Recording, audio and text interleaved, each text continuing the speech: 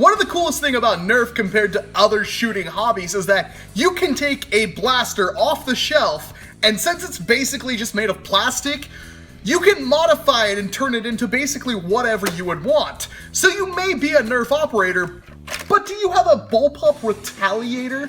Yeah, seriously, a Bullpup Retaliator. Now, this kind of thing is pretty easy to do with full auto electronic blasters such as the Rapid Strike, but with a mechanical blaster, that takes a bit of know-how, and obviously I didn't make this. The astute among you would have noticed that this is the same paint scheme as the long shot I reviewed recently, and that's because this was made by the same person. This was constructed by my friend John, and he's a master madman because I have never seen a blaster this crazy before.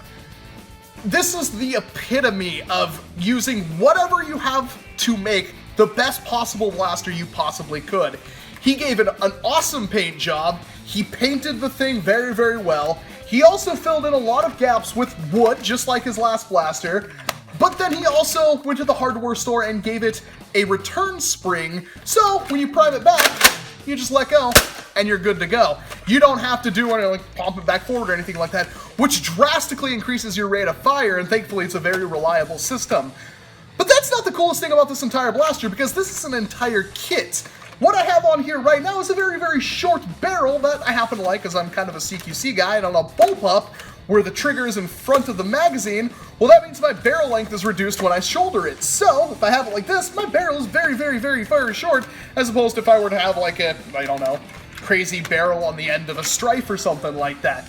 But this entire blaster has multiple barrels that you can attach. This entire thing will disassemble, so let's say I was traveling or I just wanted to change out one of the barrels, well, it's really easy to do that.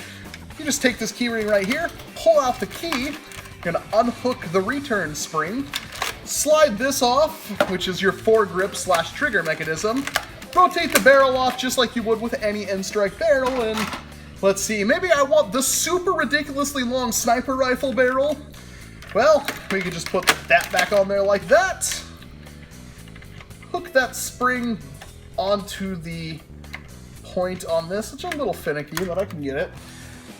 Then we take our foregrip, and then you can notice there's a hole in the back of it that I just slide the rod into. Replace my key,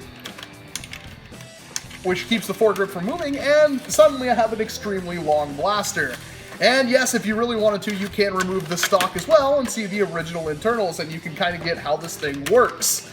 So, the rod is actuated by this trigger press, and then obviously it pushes the trigger in there. It's a very, very thick piece of steel, so it's very, very responsive, and this thing is so cool.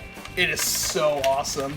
Unfortunately, it doesn't come with extra stocks, but I'm sure we here at Fuzzy Walrus Industries could fix that. So, you've got the stock and everything on there, automatically primes, and you pull the trigger, and it fires. A really, really cool system, and the rest of the barrels are all pretty normal, but we've got the super shorty right here, which is probably my favorite next to the obviously ridiculously long sniper rifle barrel. But you've got your standard carbine length right here, and then of course, your fully sized assault rifle barrel right there. A lot of recon barrels gave their life for this thing, but that's about all they're good for anyway, so I'm not going to shed a tear for them. And with an artifact breach in this thing, with a ridiculously long barrel, there's a practical reason to have this, especially once you put something in like a long shot plunger tube, which you can do if you've seen Sykes' video on it, which means this has the potential to be an absolute monster. Not that you could put a pump action grip on it, not that you need to, because with that return spring, it is very, very quick to prime, but it's just a freaking awesome platform he's created here. Seriously, look at this blaster. The PMAG just kind of settles the entire thing. Now, with the super shorty barrel, the grip is a little uncomfortable because obviously there's not much room here, but with the sniper rifle barrel, it is very comfortable. Very, very comfortable. I did do a little bit of modification to this. I did put in the springs out of my Recon Mark II. I couldn't put in the artifact breach because that would mean I'd have to modify all these barrel attachments, and well, I might as well do that. It's just something I don't want to spend the time doing right now because it's actually pretty difficult to do.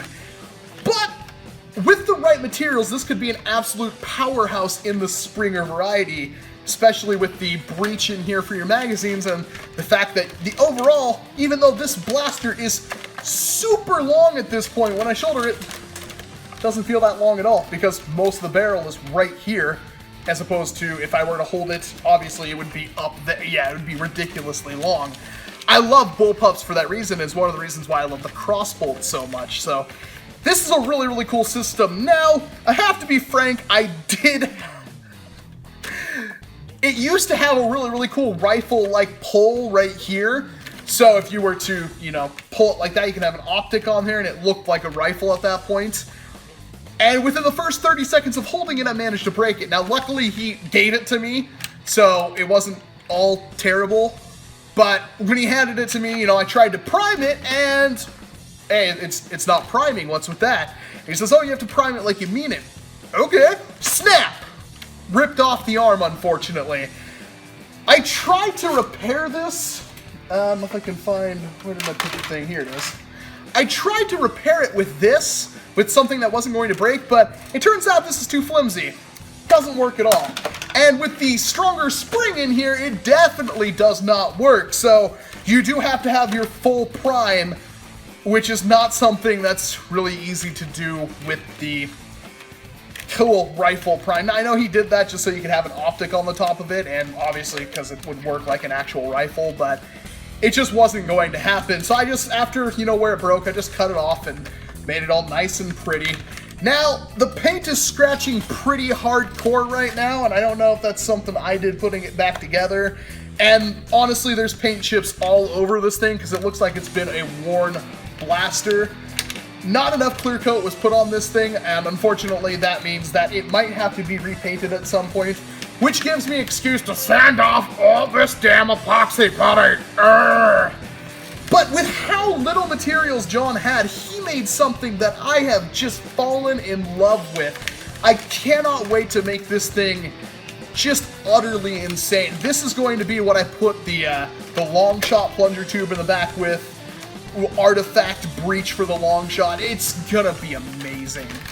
It's not quite there yet, but I couldn't wait any longer to show you this absolute beautiful, beautiful military sim blaster kind of crazy thing.